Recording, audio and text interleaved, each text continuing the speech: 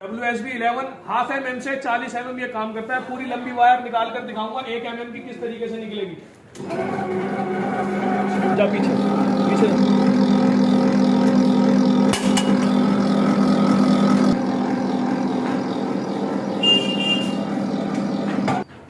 पूरी की पूरी लच्छी निकल चुकी है। चाहे कितना भी बड़ा वायर हम इस पे चला सकते हैं। अब इसके अंदर से कॉपर निकाल के दिखाऊंगा आपको किस तरीके से निकलेगा। WSB11 था मेरा, हाफ mm से लेकर 40 mm तक का ये काम करता है। और किसी भी भाई को मेरी मशीनों की जरूरत हो तो cash on delivery all India मिलेंगी। आप देख सकते हैं पूरी लच्छी कुछ करके दिखाइए, कुछ कर रखिए ना, सेकंड की होगी।